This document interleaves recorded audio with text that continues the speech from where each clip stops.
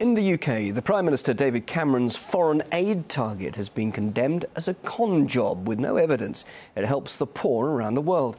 A recent study by a centre-right think tank says that billions of British taxpayers' money being spent are only being used to promote the Conservative Party's generosity and create a good image of the coalition government. Well, let's now talk to RT's Laura Smith. She is in London. So, Laura, just where are those billions ending up? Well, let me give you three quite stark examples. The first is the example of British aid to Ethiopia, which totals £300 million. Evidence studies, a BBC investigation shows that, in fact, it wasn't used to help poor people. It was used by the Ethiopian government to cement a corrupt hold on power. The UK government refutes that, saying that the money doesn't even go through the Ethiopian government. But according to Human Rights Watch, they say it does. And this investigation showed that, in fact, supporters of the opposition weren't allowed to receive food or seeds or fertiliser, which is what the aid was destined for. A second example is in India, a £388 million project aimed at improving Indian schools. The government here hailed it as a huge success. They said more children were going to a school as a result of it. But the Indian government says that around £70 million of it was either stolen or lost, that much of it was allocated to schools that didn't even exist, and that some of it went to buy cars for dignitaries, officials in India. Again, the UK government refutes that.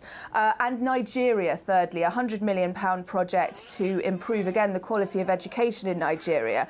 An independent report showed that actually the result of it had been not to improve the quality of education at all, and they awarded the project in Nigeria their second lowest rating. Again, the government here refutes that, saying that the report's authors had only visited a handful of schools. So it's a pretty damning indictment of what's happening to all this money.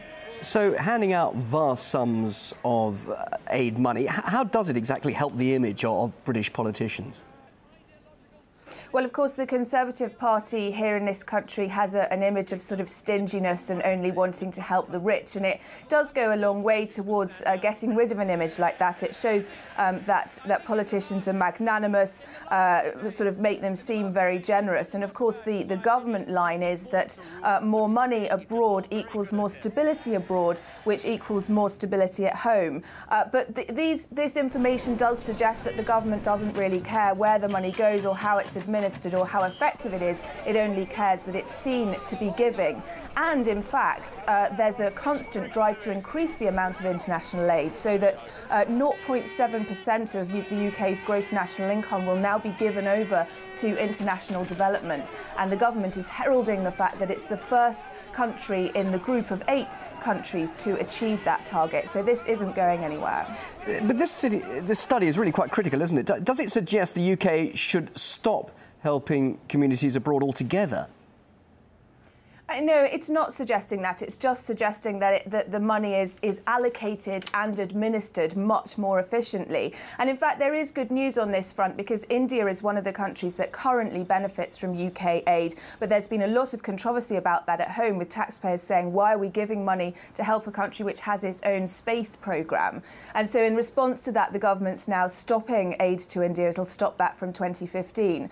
But also, a lot of these countries, by default, have problems with corruption, and they have problems with administering the sort of distribution of wealth. Nigeria is one of those, for example, also in Britain's aid programme. Nigeria is the second richest country in Africa. It gets $70 billion of oil revenues every year, and yet 2/3 of its population are living on less than $1 a day. So that money's going somewhere, together with the aid money, probably. And also, a lot of the aid money goes to the EU. 1/3 of Britain's aid budget is allocated through the EU, our old friends. Famously inefficient. They've had aid projects in the past, including promoting tourism in Iceland, I believe, and also subsidising a Turkish television station. You know, projects that the British taxpayer probably wouldn't consider particularly meretricious of UK aid if they were given the choice. Laura, live in London, thanks very much indeed.